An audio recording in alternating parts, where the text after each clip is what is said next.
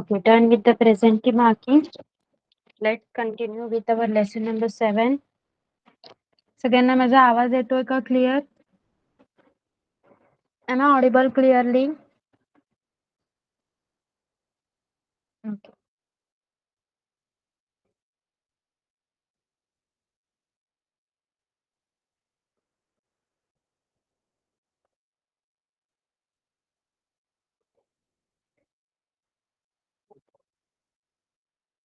Okay, तर आपण last लेक्चरला बायोजिओकेमिकल cycle बद्दल माहिती घेतली होती, if you remember.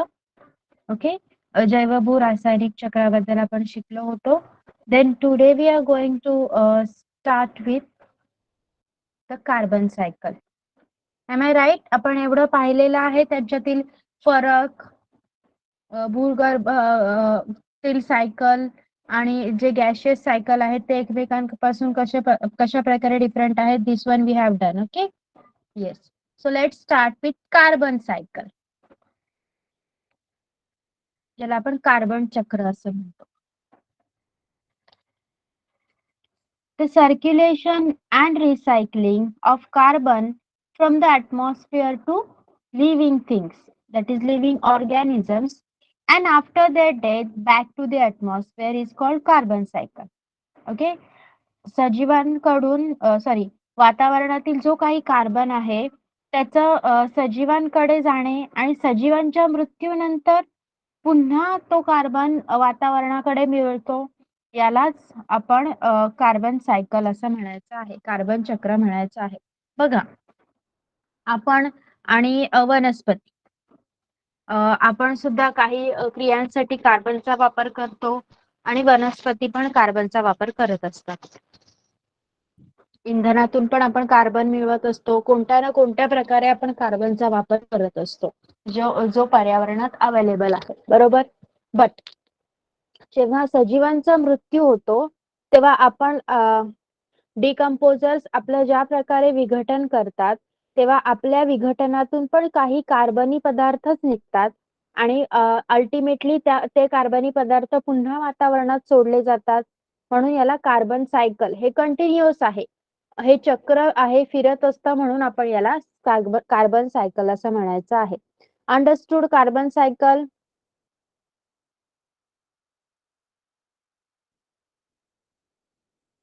Okay. Abiotic carbon atoms are circulated and recycled into biotic form, mainly through photosynthesis and respiration. Hence, the carbon cycle is one of the important biogeochemical cycle. बघा, abiotic carbon atoms म्हणजे जे काही अजैविक कार्बनचे अणू आहेत ते photosynthesis आणि रेस्पिरेशन म्हणजेच तुमचं प्रकाश संश्लेषण आणि श्वसन क्रिया यांच्याद्वारे रिसायकल होत असतात, पुनर्चक्रीकरण त्यांचं होत असतं. Hence, the carbon cycle is one of the important biogeochemical cycle. म्हणूनच कार्बन चक्राला एक महत्वाचं जैवभू रासायनिक चक्र असं म्हटलं जातं. Okay, if they ask you the question that why the carbon cycle is one of the important biogeochemical cycle, you can answer this. Okay, understood till here? इथपर्यंत समजलं सगळ्यांना? Okay. Okay, this is our 7th lesson. मला सांगा, first जी exam येईल आता त्याला किती lessons आहेत? काही सिलेबस वगैरे आहे का तुमच्याकडे? युनिट टेस्ट येईल ना? येस निधी, किती लेसन्स आहेत तुम्हाला? Only lesson number 6 and 7 Mansi, दुसरे नाहीत का? Okay, very good then. So we have done with 6 na or not? Yes na, we have started and done. Yes, we have done with 6 and now 7th. Very good. मग आता तुम्हाला याची practice करायला पण मिळेल आणि जे काही नवीन लेसन स्टार्ट होतील मग ते आपण थोडं स्पीड कमी ठेवून करणार आहोत आता. ओके, एक्झाम कधी? 1 August? Okay, only 20 marks paper. Okay. When your exam is going to be? August. Nidhi 20 or 21st? August. Mansi 1st to 12th August. Okay, fine. Very good then. मग आता 20 out of 20 ना सगळ्यांना? आपण खूप लवकर complete केले हे 2 lesson. Yes और नो? येस. अरे आता तरी येस बोला. भेटतील तेव्हा बघू नंतर आपण. But you should try. Okay, very good. चला. Plants convert carbon dioxide into carbohydrates by the process of photosynthesis. आपल्याला माहितीच आहे की फोटोसिंथेसिसच्या प्रोसेसमध्ये वनस्पती काय करतात, हवेतला कार्बन डायऑक्साईड घेतात. प्रकाश संश्लेषणाची जी प्रोसेस आहे, प्रक्रिया आहे, त्यामध्ये वनस्पती हवेतला कार्बन डायऑक्साईड शोषून घेतात आणि त्याचं कार्बोहायड्रेट मध्ये म्हणजे कर्बोदकांमध्ये मोस्टली स्टार्च मध्ये रूपांतर करतात. Right. Similarly they produce carbon compounds like proteins and fats too. आणि त्या कर्बोदकांसोबतच ते प्रोटीन्स म्हणजे प्रथिने आणि फॅट्स, मेद हे पदार्थ सुद्धा जे कंपोनंट आहेत, आपल्या जे न्यूट्रिएंट्स आहेत आपल्या फूडचे, अन्नाचे, ते प्रोड्यूस करत असतात. Herbivores feed upon plant. आपल्याला माहितीच आहे की शाकाहारी प्राणी हे हिरव्या वनस्पतींवर जगत असतात, त्यांना खाऊन जगतात.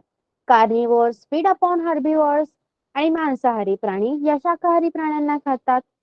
In this way, biotic carbon is transported from plants to herbivores, from herbivores to carnivores, and from carnivores to apex consumers.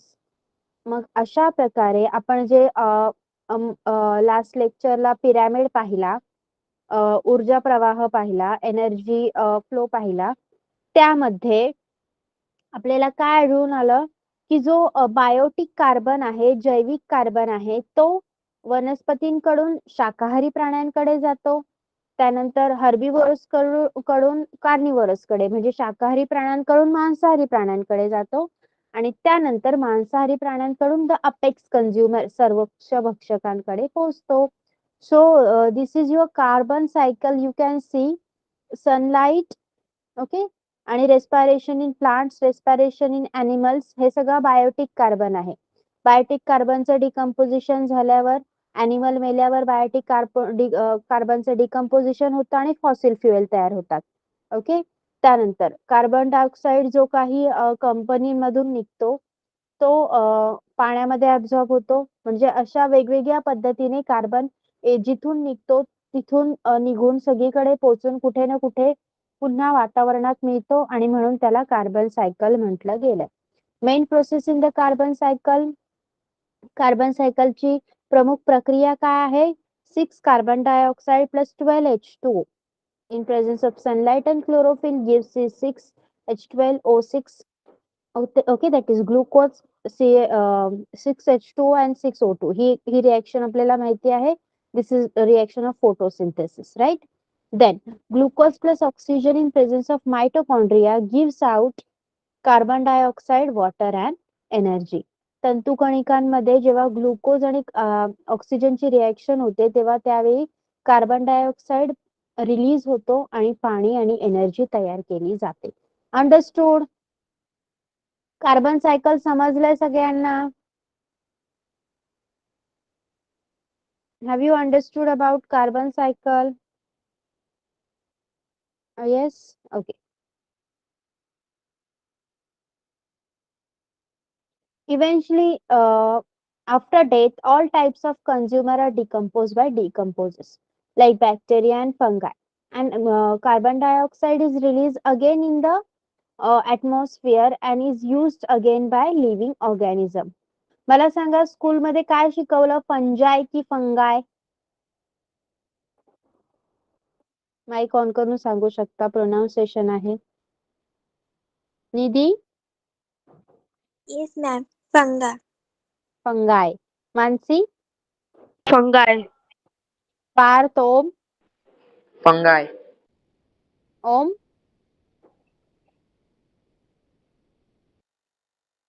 Okay, so we will follow the same. Okay. Teacher आमचा अजून हा लेसन नाही घेतला. Okay, चालेल. चला. In this way, carbon is continuously passed on from one living organism to another. After the death of living organism, carbon goes to the atmosphere and is again taken up by the living organism.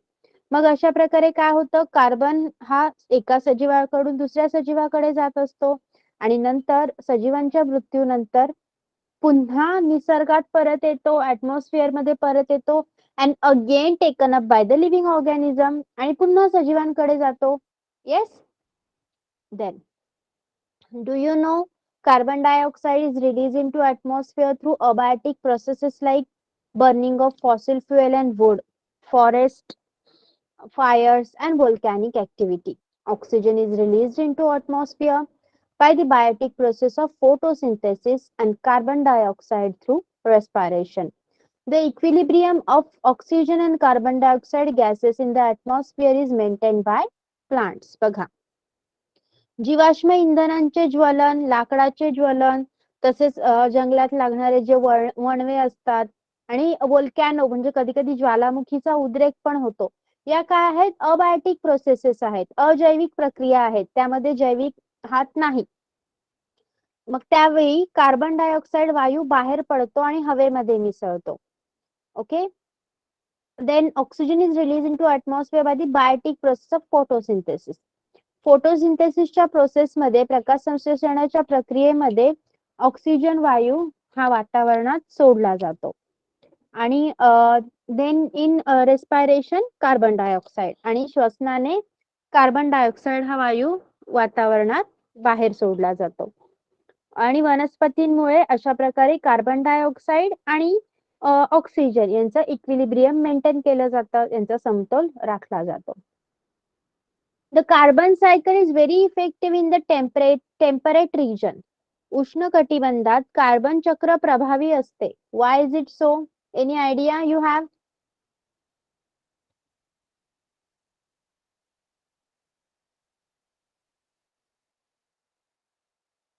सांगा. Any question you can answer. Even though the carbon content on earth is constant, why is there a rise in temperature due to carbon dioxide? आताच आपण पाहिलं की oxygen आणि carbon dioxide यांचं equilibrium maintain होतं. मग जर पृथ्वीवरील कार्बनचं प्रमाण स्थिर आहे, तर कार्बन डायऑक्साइडमुळे तापमान वाढ होते हे आपण का बोलतोय? ग्लोबल वॉर्मिंगचा प्रश्न का उभा राहिलाय? Identify the relationship between carbon in air and the rise in atmospheric temperature. हवेतील कार्बन आणि तापमान वाढ यांचा काय संबंध आहे? Why carbon is considered as a important component for raising global warming? आपण आता ज्या ग्लोबल वॉर्मिंगला फेस करतोय त्यामध्ये कार्बन महत्वाचा का मानला जातोय? सांगा मला.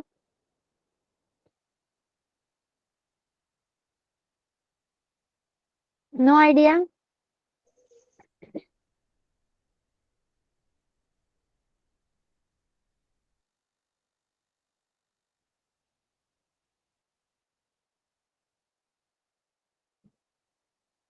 Yes, anyone? Yes.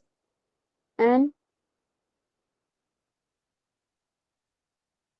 due to the human activities, only plants are balancing the oxygen and carbon dioxide level, right? We are not into that, but we are increasing our human activities which are harmful for the environment. आपण अशा काही activity करत आहोत ज्या पर्यावरणासाठी हानिकारक आहेत आणि त्यामुळे कार्बनचं प्रमाण जास्त वाढत आहे. जसं खूप मोठ्या प्रमाणात वाहनांचा वापर वाढतोय. ओके, त्याच्यामुळे वाहनांना वापरण्यासाठी फ्युएल लागतंय, इंधन लागतंय आणि ते इंधन जास्तीत जास्त, yes, we are cutting tree, आपण झाडं पण कापतोय, त्यामुळे सुद्धा ऑक्सिजन आणि कार्बन डायऑक्साईडचा बॅलन्स, इक्विलिब्रियम मेंटेन ठेवायला प्रॉब्लेम होतोय. देन वाढत्या इंधन वाढीमुळे इंधन वाढ पण वाढलेली आहे. जे सगळं जळतं त्या सगळ्यातून कार्बन निघतो हे आपल्याला माहिती आहे, बरोबर? मग इंधन एवढ्या मोठ्या प्रमाणात जाळलं जात आहे रोज की त्याच्यामुळे खूप मोठ्या प्रमाणात कार्बन वाढतोय आणि तेवढ्याच मोठ्या प्रमाणात आपण झाडं लावत नाही आहोत, उलट कापत आहोत. त्यामुळे ऑक्सिजन लेवल कमी होते. Okay, yes, air pollution, yes. So this was everything about oxygen cycle. Sorry, your carbon cycle. Understood? Understood? Nitrogen. Sorry, oxygen. I'm again confusing. Carbon cycle सगळ्यांना समजलाय. पार्थ, ओम, निधी, Mansi, Tanaji. Yes. Okay. So now next to this is the very important oxygen cycle. Okay. पहा. Oxygen forms 21% of the atmosphere. It is also present in the hydrosphere and lithosphere. आपल्याला माहितीच आहे की आपल्या वातावरणामध्ये 21% oxygen present आहे आणि त्याचबरोबर तो हायड्रोस्फिअर म्हणजे जलावरण आणि लिथोस्फिअर म्हणजे शिलावरण यांच्यामध्ये देखील आढळतो. Circulation and recycling of oxygen within the biosphere is called the oxygen cycle. मग ह्या ऑक्सिजनचं जीवावरणात होणारं अभिसरण आणि पुनर्वापर म्हणजेच तुमचं जे बायोस्फिअर आहे त्यामध्ये होणारं त्याचं सर्क्युलेशन म्हणजे अभिसरण, इकडून तिकडून फिरणे, आणि रिसायकलिंग म्हणजे पुनर्वापर, यालाच आपण ऑक्सिजन सायकल म्हणजे ऑक्सिजन चक्र म्हणायचंय. This cycle to include both the biotic and abiotic component. जसं आपण कार्बन सायकल मध्ये काही बायोटिक आणि अबायोटिक कंपोनंट पाहिले, काही जैविक आणि अजैविक घटक पाहिले, तसे ऑक्सिजन सायकल मध्ये पण आहेत. Oxygen is continuously produced as well as used up in the atmosphere. Oxygen सतत निर्माण होत राहतो वातावरणात आणि त्याचा वापरही सतत होत राहतो. Okay. Oxygen is highly reactive and it readily reacts when other elements with other elements and compound. Oxygen हा वायू अतिशय क्रियाशील आहे, त्यामुळे तो दुसऱ्या कंपाऊंड आणि इलेमेंट सोबत, मूलद्रव्यांसोबत आणि संयुगांसोबत लगेच रिएक्ट होतो. As oxygen is found in various forms like molecular oxygen O2, water H2O, carbon dioxide CO2, inorganic compound, etc. The oxygen cycle of biosphere is extremely complex. Carbon फक्त काहीच पदार्थांमध्ये आढळतो, पण ऑक्सिजन हा खूप वेगवेगळ्या स्वरूपात आपल्याला पाहायला मिळतो. जसं एक ऑक्सिजनचा मॉलिक्यूल O2, त्यानंतर पाण्यामध्ये पण असतो H2O, कार्बन डायऑक्साइड मध्ये पण असतो CO2 आणि अजून काही इनऑर्गॅनिक कंपाऊंड मध्ये पण मिळतो. म्हणून याचं जे सायकल आहे, याचं जे चक्र आहे, इट इज कॉम्प्लेक्स, खूप गुंतागुंतीचं चक्र आहे असं मानलं जातं.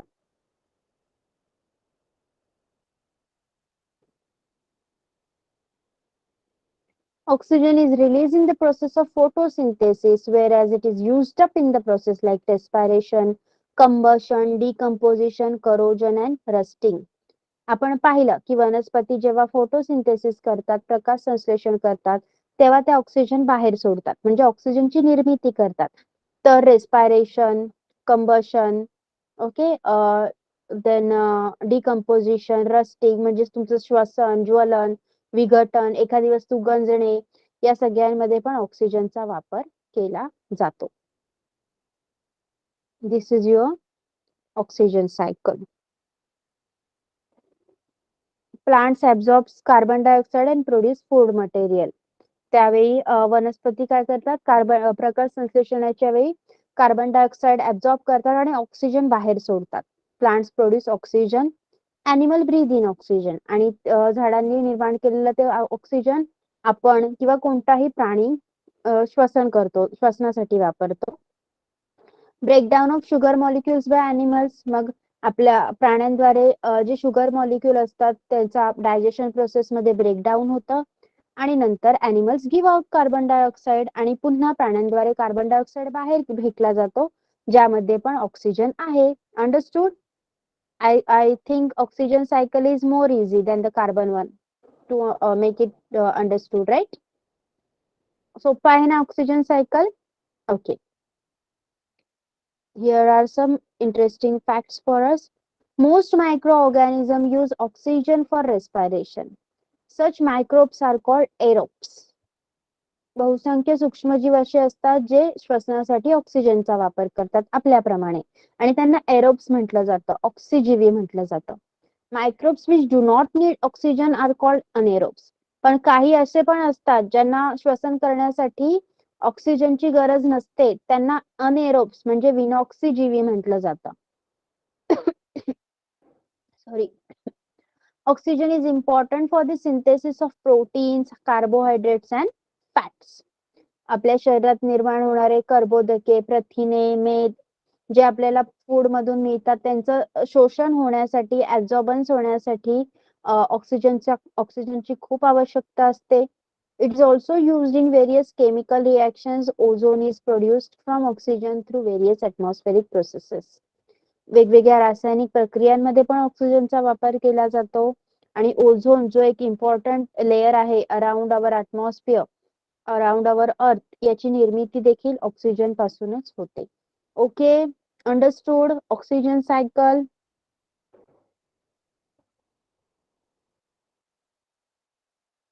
ऑक्सिजन सायकल समजलंय सगळ्यांना? काही डाऊट आहे कार्बन सायकल आणि ऑक्सिजन सायकल मध्ये? येस निधी. Ma'am,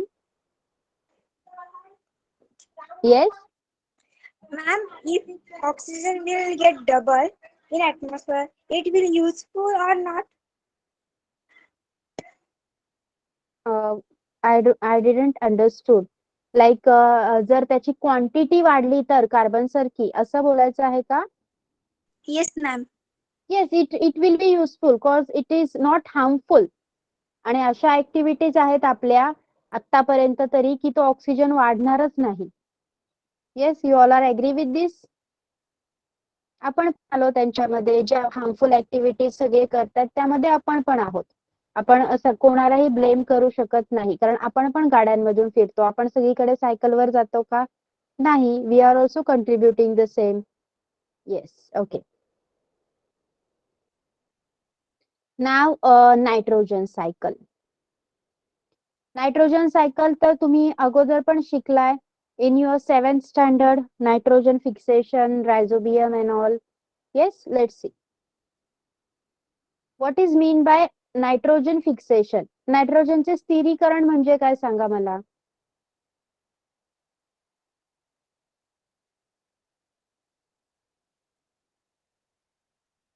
आपल्या हवेमध्ये किती पर्सेंट नायट्रोजन आहे? वातावरण ऍटमॉस्फिअर मध्ये किती पर्सेंट नायट्रोजन आहे सांगा? 78%. गुड. मग नायट्रोजन फिक्सेशन म्हणजे काय? तुम्ही 7th ला शिकलेला आहात. आठवा. रायझोबियम हा बॅक्टेरिया माहितीये? तुमच्या नेक्स्ट क्वेश्चनचा आन्सर सांगते मी तुम्हाला. Which microbes bring about the process of nitrogen fixation? Rhizobium. Rhizobiums ऐकलेत? रूट नोड्युल्स मध्ये असतात. मेथी सारख्या जे लेग्युमिनस प्लांट आहेत त्यांची जी मुळं असतात त्याच्यावर छोटे छोटे नोड्युल्स असतात. असे छोटे छोटे फोड आलेले सारखे असतात. त्यामध्ये रायझोबियम नावाचे बॅक्टेरिया असतात. हे रायझोबियम नावाचे बॅक्टेरिया काय करतात? वनस्पतींना नायट्रोजनची खूप गरज असते. ओके, पण आणि आपण ते खतांमधून पुरवतो. पण खते कधी कधी वनस्पतींसाठी हार्मफुल पण होतात. हो की नाही? Yes, fertilisers may become harmful for the plants, right? Yes. So what we have to do is, जर हे रायझोबियम बॅक्टेरिया असतील तर ते काय करतात? त्यांच्यामध्ये जो काही जो काही हवेतला नायट्रोजन आहे ना त्याला फिक्स करून सिंथेसाइज करण्याची पॉवर असते. आणि मग ते काय करतात? ज्यावेळी वीज वगैरे चमकते त्यावेळी तुम्ही हे 7th स्टँडर्डला शिकलात, but I am repeating it once again. त्यावेळी जो नायट्रोजन तयार होतो तो नायट्रोजन हे रायझोबियम बॅक्टेरिया वनस्पतींच्या मुळाशी साठवतात आणि ते तिथे राहतात. सिम्बायोटिक रिलेशनशिप माहितीये तुम्हाला? हे शिकलेला आहात. Still I am repeating. Symbiotic relationship म्हणजे तू मला काहीतरी दे, मी तुला काहीतरी देतो आणि मग आपण दोघं एकाच ठिकाणी राहू. ओके, मग वनस्पती त्याला फूड प्रोव्हाइड करतात त्या बॅक्टेरियाला आणि तो त्यांना नायट्रोजन प्रोव्हाइड करतो. समजलं? 7th सायन्स बघा आणि सिम्बायोटिक रिलेशनशिप मध्ये तुम्हाला हे भेटेल. Nitrogen forms 78%, that is the maximum portion of the atmosphere. आपल्या वातावरणाचा सगळ्यात जास्त भाग हा नायट्रोजन या वायूने व्यापलेला आहे, तो म्हणजेच 78%. It is necessary for the maintenance of the cycle of nature. आणि निसर्गाचं जे निसर्ग चक्र चालू राहण्यासाठी, मेंटेन राहण्यासाठी हा नायट्रोजन वायू खूप गरजेचा आहे. The circulation and recycling of nitrogen gas into the form of different compounds through various biotic and abiotic processes in nature called the nitrogen cycle. मग बहुतांश बायोटिक आणि अबायोटिक प्रोसेसेस मधून, निसर्गात आढळणाऱ्या जैविक आणि अजैविक क्रियांमधून नायट्रोजन वायू हा वेगवेगळ्या संयुगांमध्ये अभिसरित होत असतो आणि त्याचं पुनर्चक्रीकरण होत असतं. Okay, due to the various biotic and abiotic processes occurring in our environment, our atmosphere, this nitrogen gas is circulating and recycling again and again, and this is called as nitrogen cycle. आणि ह्यालाच nitrogen चक्र असं म्हटलं जातं. बघा, वेगवेगळ्या संयुगांमध्ये आढळतंय, वेगवेगळ्या forms मध्ये आहे. N2, NO3, NO2, NH4, NH3. Okay, वेगवेगळ्या फॉर्म मध्ये. बघा, हे इथे तुम्हाला डायरेक्टली दिलंय कारण अगोदरच्या स्टँडर्ड मध्ये तुम्ही शिकलात, वीज पडते आणि ते बॅक्टेरिया काय करतात, त्यातून नायट्रोजन ऍब्झॉर्ब करण्याची पॉवर ठेवतात. ओके, पाण्यामध्ये मिसळलेला नायट्रोजन ते घेऊ शकतात. आणि त्यानंतर कावडंग मधून पण नायट्रोजन निघतोय. यू कॅन सी, कोणत्या ना कोणत्या प्रकारे हा नायट्रोजन वापरला जातोय आणि पुन्हा वातावरणाला येऊन भेटतोय, म्हणून हे नायट्रोजन सायकल अशा प्रकारे चालू आहे. Okay, understood till here?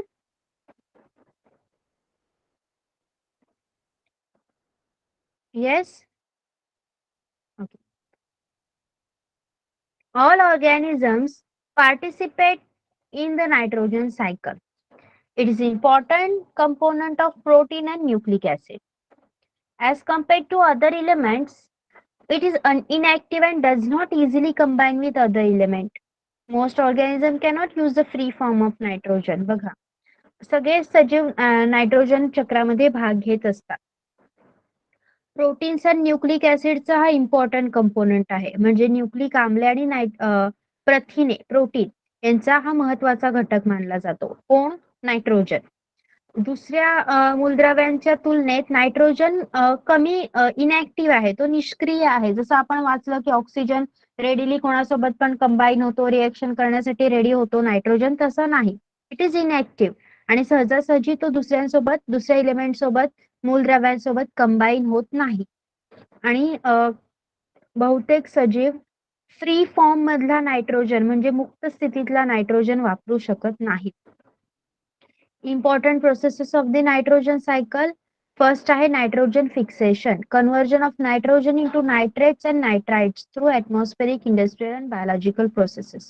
नायट्रोजनचे स्थिरीकरण, फिक्सेशन ही खूप महत्वाची प्रक्रिया मानली जाते, ज्यामध्ये नायट्रोजनचं रूपांतर वातावरणीय, औद्योगिक आणि जैविक प्रक्रियांचा वापर करून नायट्रेट आणि नायट्राइट या सिंपल फॉर्म मध्ये केलं जातं, कारण नायट्रेट आणि नायट्राइट हे ऍब्झॉर्ब करणं सोपं जातं.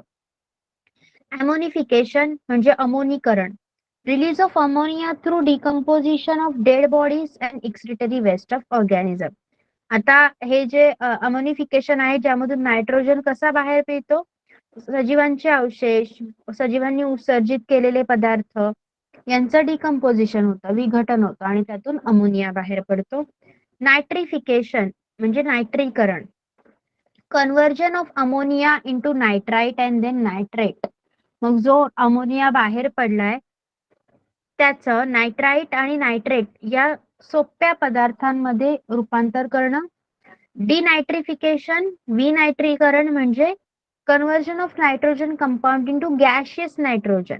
नायट्रोजन युक्त जी संयुगे आहेत त्यांचं नायट्रोजन वायूमध्ये रूपांतर करणं. Okay, you can search on internet about oxygen cycle, carbon cycle and the similarity with nitrogen cycle. Okay, Understood. Here we have done with nitrogen cycle also. Everything has been understood. Yes. Okay. So shall we go to the question answer now? Yes, I have asked you previously to be prepared. We are going to complete the lesson. Yes, sure. Okay. Question number one is complete the following table. Carefully study the carbon, oxygen and nitrogen cycle. आता आपल्याला हा table complete करायचा आहे. त्याच्यासाठी आपल्याला carbon, oxygen आणि nitrogen cycle या तिघांचा वापर करायचा आहे. बायोजिओकेमिकल सायकल्स कार्बन, ऑक्सिजन, नायट्रोजन यांची नावं दिलीत आपल्याला जैवभू रासायनिक चक्रांची. त्यामध्ये कोणकोणत्या बायोटिक प्रोसेसेस आहेत, जैविक प्रक्रिया कोणत्या आहेत आणि अबायोटिक प्रोसेसेस कोणत्या आहेत, अजैविक प्रक्रिया कोणत्या आहेत सांगा. Anyone can select one and tell me. कोणीही एक कोणताही सायकल सिलेक्ट करू शकता आणि मला सांगू शकता. Yes Nidhi. Yes, ma'am. Oxygen cycle. Biotic process, photosynthesis and respiration. Decomposition of decomposer. Abiotic processes, combustion, absorption of water. Yes good. Other अजून कोण सांगणार? Carbon and nitrogen. नान्सी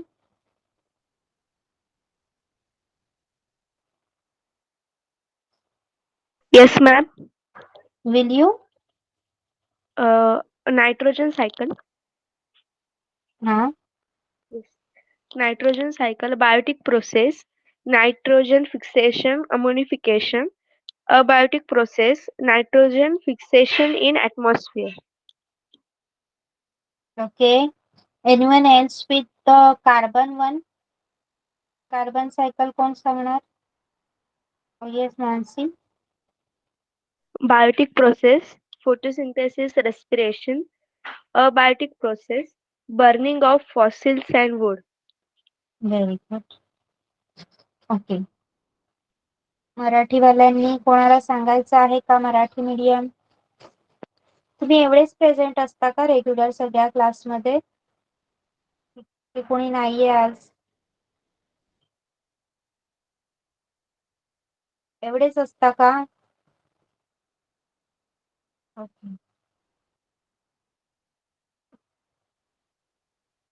Question number 2 is correct and rewrite the following statement and justify your correction. चुकीचं विधान असेल तर त्याला बरोबर करून लिहायचं आहे आणि ते का चूक होतं हे पण सांगायचंय. Carnivores occupy the second trophic level in the food chain. अन्न साखळीतील मांसाहारी प्राण्यांची पोषण पातळी ही द्वितीय पोषण पातळी असते.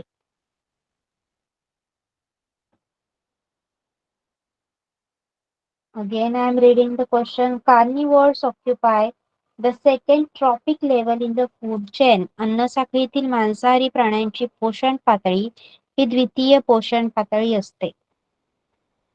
निधी. Yes, ma'am. Correction. Carnivores occupy the third trophic level. Autotrophic producers constitute the first trophic level. Herbivorous animals obtain their nutrition from them. They occupy second trophic level. Carnivorous animals feed upon this herbivorous animal. Therefore, they occupy the third trophic level in the food chain. Very good. The flow of nutrients in an ecosystem is considered to be a one-way transport. पोषण द्रव्याचा परिसंस्थेतील प्रवाह एकेरी वाहतूक गणला जातो.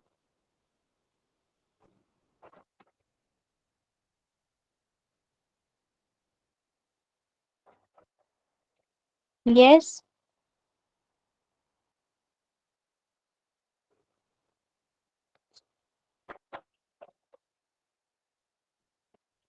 Okay, Mansi, fine. If you're comfortable in writing, so you can write in short.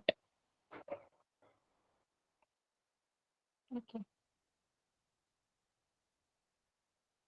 So, yes, anyone wants to answer this? The flow of nutrients in an ecosystem is considered to be a one-way transport. पोषण द्रव्यांचा परिसंस्थेतील प्रवाह हा एकेरी वाहतूक गणला जातो.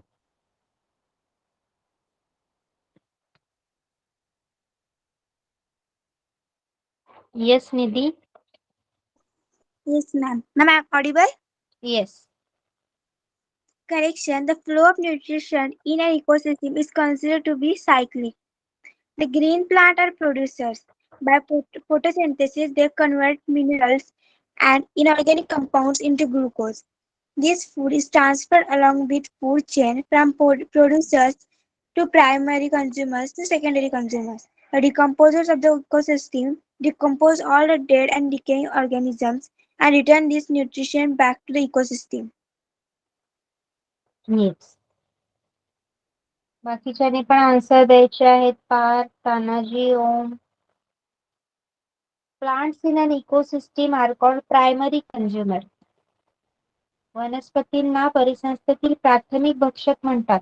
खूप सोपं आहे सांगा. This one is very simple. वनस्पती प्राथमिक भक्षक आहेत का? No, wrong. Plants are producers. Yes, very good. And your herbivores are the primary consumer. तुमचे जे काही शाकाहारी प्राणी आहेत ते प्राथमिक भक्षक आहेत. Question number 3 is give reason. Energy flow through an ecosystem is one way. परिसंस्थेतला ऊर्जेचा प्रवाह एकेरी असतो.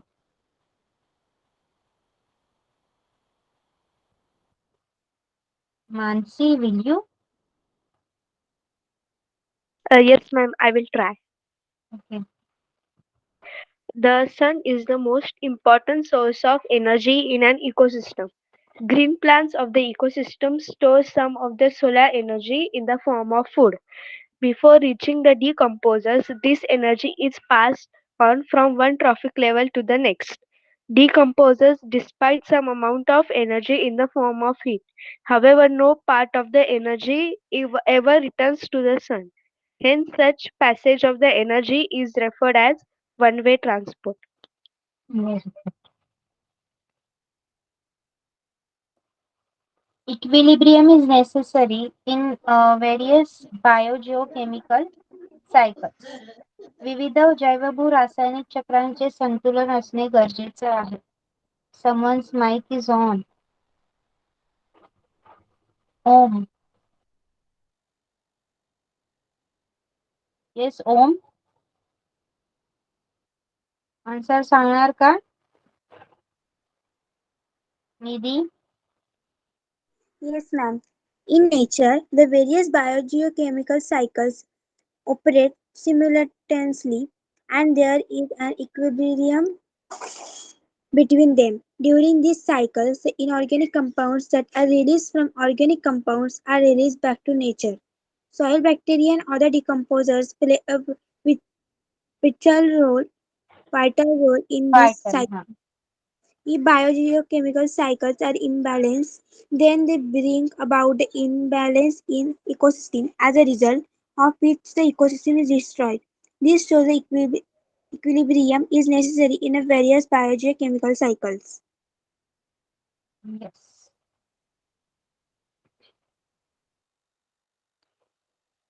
Flow of nutrients through an ecosystem is cyclic. पोषण द्रव्यांचा परिसंस्थेतील प्रवाह हा चक्रीय असतो. It is cyclic.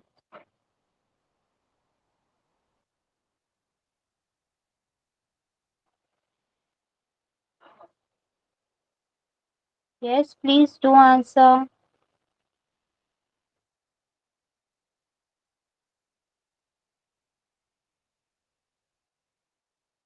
No one? Yes, Nidhi. Yes, ma'am. Producers obtain nutrition from the soil and CO2 from the atmosphere and synthesize food from them with the help of photosynthesis. During this process, the inorganic substances are converted into organic substances. Consumers assume the food produced by produced by producers, the energy in the form of food is thus passed on from one trophic level to other trophic level. Both producers and consumers are after their death undergo decomposition, and after decomposition the nutrients released from them mix with the soil. In the same way, the excreta of animals undergo decomposition and release nutrition to the environment. Yes. What happened? Why others are not answering? Have you understood or not? सगळ्यांना समजलंय ना? सांगा मला. Has anyone understood?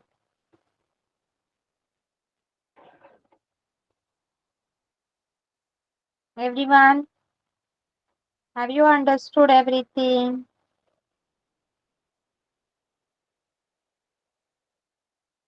Yes, I know Mansi and Nidhi have understood because they are answering. What about the others I'm asking?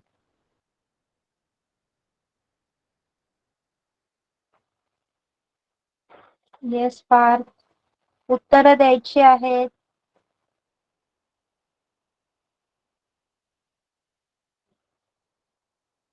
Okay. So in the next question, fourth question मध्ये तुम्हाला सगळे cycle describe करायचे आहेत. आपण ते आत्ताच केले. Okay. So no need for the answers. What would you do to help maintain the equilibrium in various biogeochemical cycles? Explain in brief. आता तुम्हाला हा समतोल राखायचा आहे प्रत्येक सायकलचा. तर तुम्ही काय कराल त्याच्यासाठी? काय करू शकाल? Yes Mansi. Yes, biogeochemical cycles are the basis of life. Any kind of disturbance to the cycle can result in destruction of life. In order to maintain the equilibrium in biogeochemical cycles, following steps should be followed. Reduce deforestation, minimize the use of fossils, encourage the use of renewable sources of energy, conserve water, conserve biodiversity. Yes. सगळ्यांनी सांगा. What would you do? Yes, Nidhi. Yes, ma'am. We have to conserve plants like trees, creepers, and entire available flora. For this, we have to at once stop felling of the trees. If plants are destroyed, the productivity of the ecosystem is hampered. Therefore, the flora has to be well maintained. We should not kill and poach carnivorous and wild animals. This results in disturbance in ecological balance. In order to protect the equilibrium, we should conserve the food chain. Yes. Okay.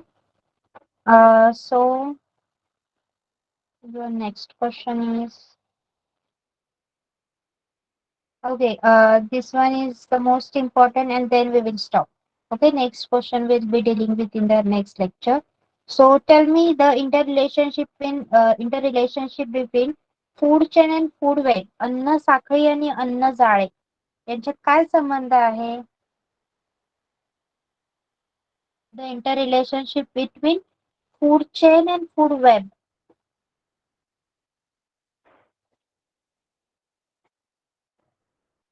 Yes.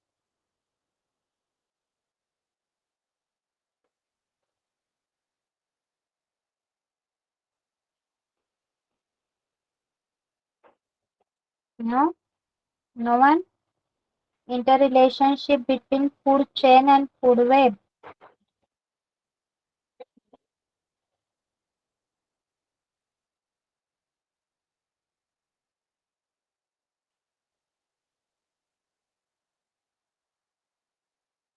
Okay.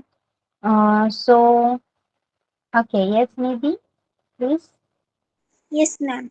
In every ecosystem, interaction go on continuously between producers, consumers, and separate saprophytes. This intersection follow a definite sequence called the food chain. Each food chain consists of 4, 5, or more links. An ecosystem consists of interconnected food chains at various levels constitute a food web. Example insect, a primary consumer. Nibbles, grass producers.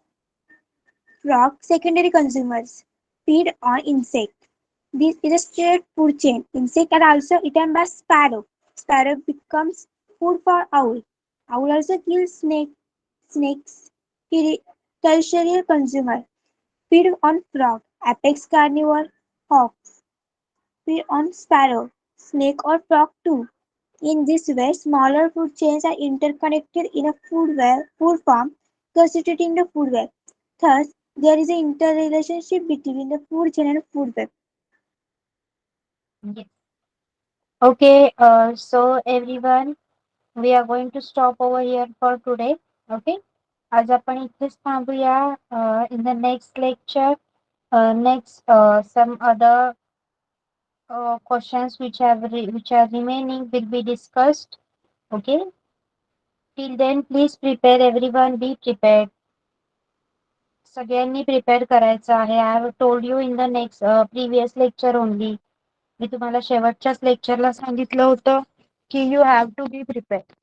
But only Mansi and Nidhi did the same.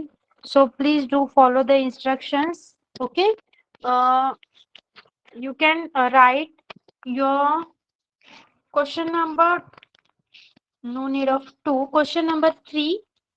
Question number 3 आणि तिन्ही सायकलचे diagram काढायचे. Question number 3 लिहा, give reason and draw all the three diagrams.